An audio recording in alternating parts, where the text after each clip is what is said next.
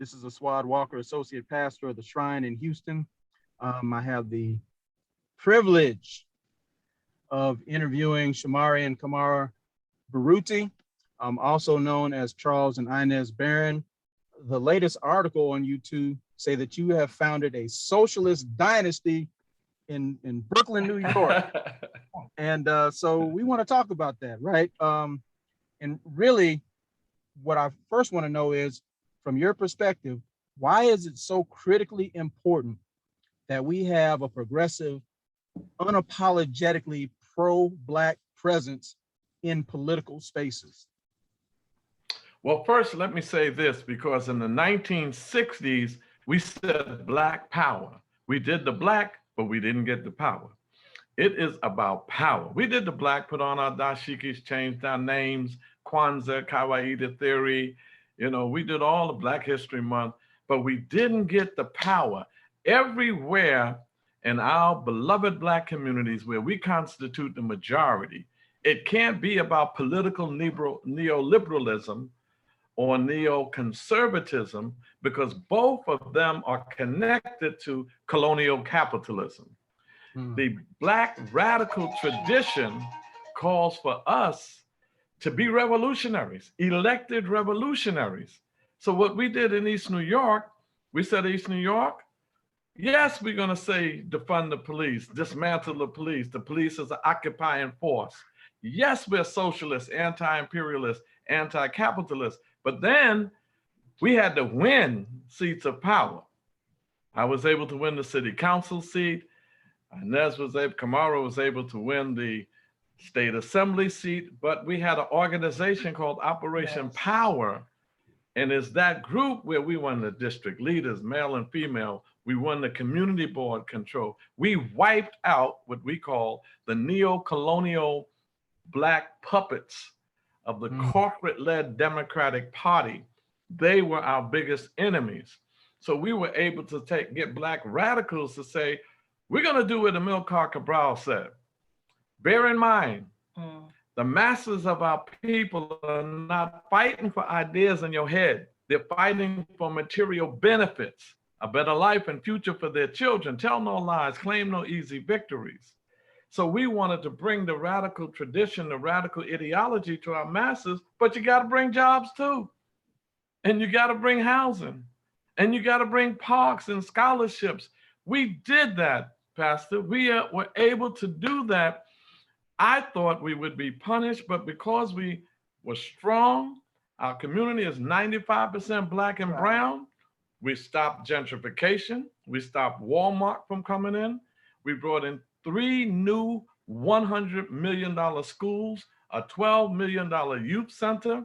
We were able to renovate 5 parks for over $40 million. And at the same time, in the state, get the state Black, Puerto Rican, Hispanic legislative caucus to write a letter to free 3 of our political prisoners. Herman Bell was freed, Seth Hayes was freed, and Jalil Montekim, Anthony Bottoms, Black Liberation Army members got them free.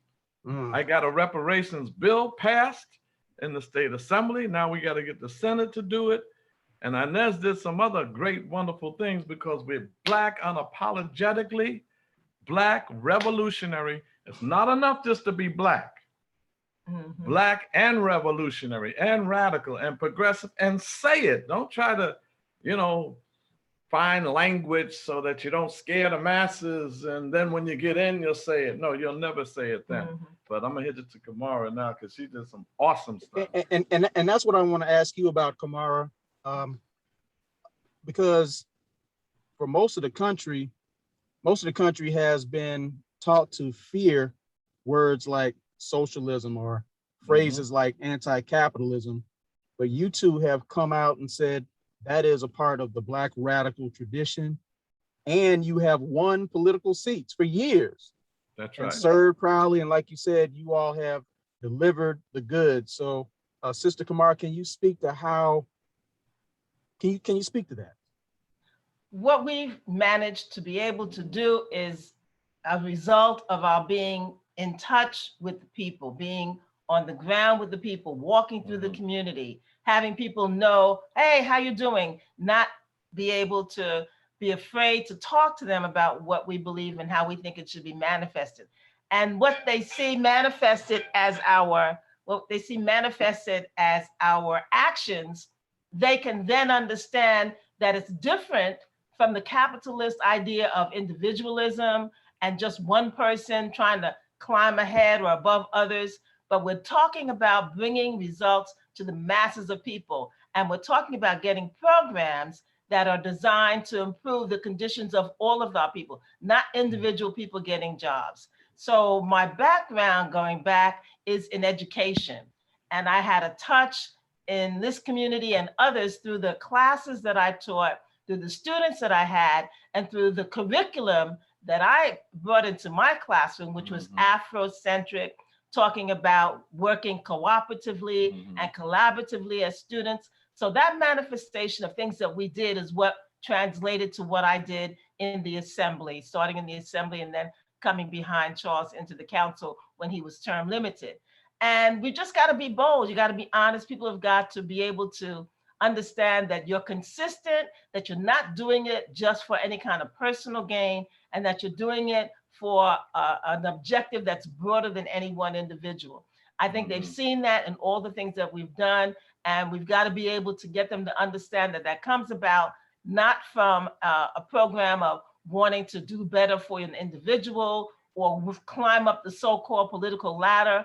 It comes from being bold and talking boldly about those things that are perhaps not popular. It comes from being able to not just rubber stamp a program that's put before you for fear of that if you don't rubber stamp it, you'll have an enemy or someone who may block you trying to climb up that political ladder. So it's just a matter of relating to the people, being in touch with the people, being honest with the people, and having a record of consistency that people can see the benefit of that. And then that is what they begin to understand is a socialist radical program that wants to change not just the skin color of people in offices, but to change the system that has kept them oppressed for so long.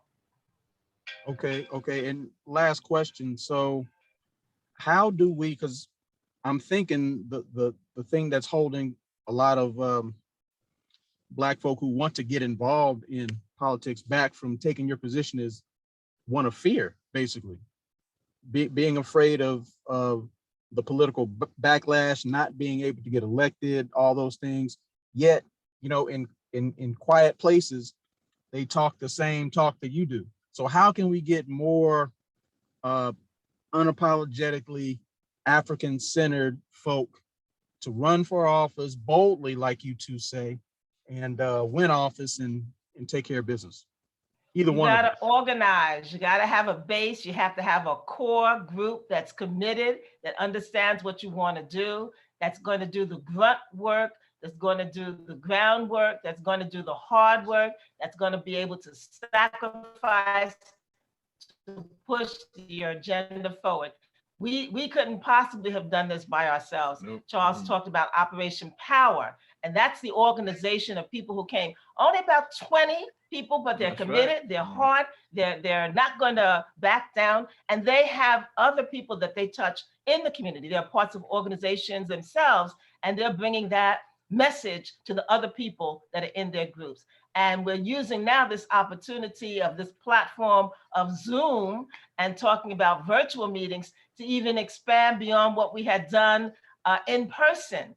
We had done on a person-to-person basis, but it's got to be an opportunity for a core group of dedicated people who understand and commit to the same values that are willing to do that hard work. You got to beat the machine. We have an article coming out in my book, How to Beat the Machine. And we beat the machine over and over again. And the bottom line, as Kamara said, hard work. And check your ego at the door. When you get in these communities, if Miss Adeline Bunch, who was 70 years old when we met her, she's 91 now. That's right. I big bad Charles Barron on TV all the time. I went with Miss Bunch. She took me door to door. They said, "Who's he?" And Miss Bunch said, This is a person we're voting for. They said, all right, Ms. Bunch. Why? Because she was a neighborhood leader. Right. And she gave me credibility in the neighborhood, even though I had credibility in the movement. But a lot of people in East New York never heard of no Charles and Inez Barron. We got with tenant leaders, block association leaders, with local youth, and we let them take us around, and they gave us credibility. And we organized around issues. Mhm. You can't just wait for election day and put Right. up some posters and raise some money. We stopped Walmart from coming into our community. We stopped them from taking out the fireboxes and said we had too many false alarms. We stopped an environmentally hazardous incinerator from coming into our district. We organized against police terrorism and brutality. Coal-fired furnaces they had in our schools. We got rid of them. Right. So people say, who are these people? Every time we see an issue that is dear to us, we're there. And unfortunately, we were at all the funerals. And we helped the families that were victims of police or community killings. We made sure that they were taken care of by the system. This is what people relate to, not your poster. You too. I'm speechless, and I'm just so appreciative of not only you giving us your time and sharing your insights, but all the work that you have done, are doing, and will continue to do. God bless both of you. But God bless you and thank you. Appreciate you. And Blessings. we keep God first. Always. The Shrine of the Black Madonna and Reverend Herbert Daughtry in the House of Lord Church unwrapped that European contamination of Christianity, presented in its African essence, and that works. Preach, brother, preach. All right, y'all. All right, Peace. take care now.